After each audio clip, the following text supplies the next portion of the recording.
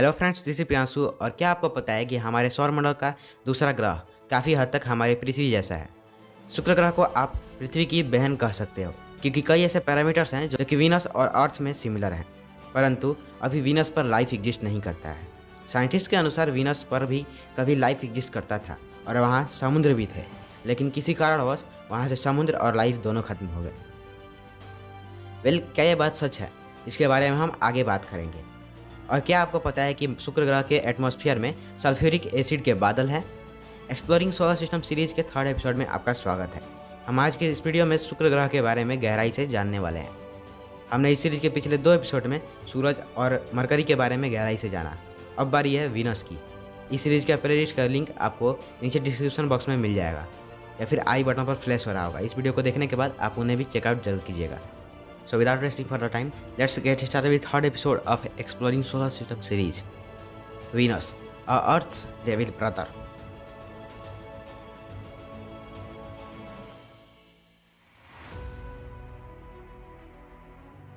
Venus यानी शुक्र ग्रह हमारे सौरमंडल का सूरज की दूरी के हिसाब से दूसरा और साइज में छठा सबसे बड़ा ग्रह है। शुक्र ग्रह का डायमीटर 12,100 किलोमीटर है, जो कि पृथ्वी के डायमीटर से काफ़ी सिमिलर है। वीनस और सन की दूरी है 108 मिलियन किलोमीटर्स। इसका मास भी पृथ्वी के मास के लगभग सिमिलर है। इसका मास 4.8673 इंटू 10⁻24 kg है। पृथ्वी और वीनस में कुछ समानताएं हैं जिनकी वजह से अर्थ और वीनस को ट्विंस कहा जाता है। वीनस कुछ मामलों में अर्थ के सिमिलर है तो कुछ मामलों में बिल्कुल ही विपरीत है। पृथ्वी पर बादल वाटर वेपर के होते हैं, लेकिन शुक्र ग्रह के एटमॉस्फेयर में बादल सल्फ्यूरिक एसिड के होते हैं। वीनस का एटमॉस्फेयर 250 किलोमीटर ऊंचा है, जिसमें 96% कार्बन डाइऑक्साइड है। हमारे पृथ्वी पर कार्बन डाइऑक्साइड की मात्रा 0.04% है और ग्लोबल वार्मिंग की वजह से माइनर सा चेंज आता है, लेकिन फिर भी एक चिंता का विषय है। अब सोचिए, जिस प्लैनेट पर CO2 की मात्रा 96% है, वहाँ का टेम्परेचर कितना ज़्यादा होता होगा। वीनस का सरफेस टेम्परेचर 480 डिग्री सेल्सियस तक हो जाता है। वीनस पर इतना ज़्यादा टेम्परेचर होने का कारण है वीनस का सूर्य के इतना निकट होना और वीनस पर एक थिक एटमॉस्फेयर होना, जिसकी वजह से सन का हीट वीनस के एटमॉस्फेयर में ट्रैप हो जाता है। शुक्र ग्रह का सतह हजारों बड़े एक्टिव वोल्केनोज से भरा पड़ा है, जो कि हर पल फटते रहते हैं। वीनस के पास कोई अपना रिंग नहीं है और ना ही कोई मून है। वीनस का एक दिन इसके 1 साल से भी बड़ा होता है। शुक्र ग्रह पर एक दिन 243 पृथ्वी दिनों के बराबर होता है और इसका 1 साल 225 पृथ्वी दिनों के बराबर होता है। साइंटिस्ट के अनुसार बिलियंस ऑफ ईयर्स पहले वीनस से कोई सेलेस्टियल बॉडी टकराया था, जिसकी वजह से वीनस की घूर्णन करने की गति धीमी हो गई। वीनस उन 5 प्लैनेट्स में से एक है जो कि पृथ्वी से रात के आसमान में चमकता हुआ दिखाई देते हैं और इसलिए मनुष्य प्राचीन काल से ही इसे देखता आ रहा है। सनातन धर्म के ग्रंथों में भी शुक्र ग्रह का उल्लेख मिलता है। सनातन धर्म में शुक्र ग्रह को भृगु ऋषि के पुत्र शुक्र के नाम से जाना जाता है। शुक्र को शुक्राचार्य या फिर असुराचार्य भी कहा गया है, जो कि असुर के गुरु हैं। वीनस, ये नाम Roman goddess of love and beauty के नाम पर रखा गया है। वीनस का नाम भले ही प्यार और सुंदरता की देवी के नाम पर रखा गया हो, लेकिन वीनस असलियत में एक नर्क जैसा है।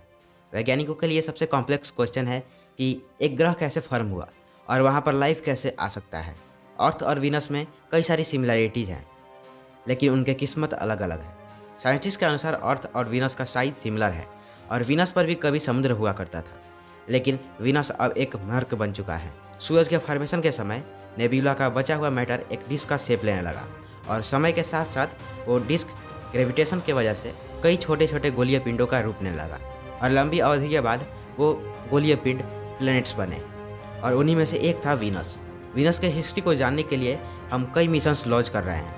वीनस को स्टडी कर हम प्लैनेट्स और सोलर सिस्टम को और भी अच्छी तरह से समझ सकते हैं। सोवियत यूनियन ने 10 स्पेस प्रोब्स वीनस के सरफेस पर लैंड कराया, जिसमें से कुछ ही लैंडिंग के बाद काम कर सके, लेकिन ज़्यादा देर तक वो वीनस के एटमॉस्फेयर में फंक्शनल नहीं रहे। जो स्पेस प्रोब सबसे ज़्यादा देर तक फंक्शनल रहा था वो केवल 2 घंटे ही सर्वाइव कर पाया था और जो सबसे कम फंक्शनल रहा था वो केवल 23 मिनट तक सर्वाइव कर पाया था। उस दौरान स्पेस प्रोब्स ने वीनस की कुछ पिक्चर्स क्लिक की, जिसमें एक बंजर गर्म और रॉकी लैंडस्केप दिखता है और एक सल्फर येलो शेड का एटमॉस्फेयर दिखता है। वीनस का एटमॉस्फेयर एक नर्क जैसा है। इसका सरफेस सोलर सिस्टम में सूर्य के बाद सबसे गर्म सरफेस है। सूर्य के सबसे नज़दीक स्थित ग्रह मरकरी से भी कहीं ज़्यादा गर्म है।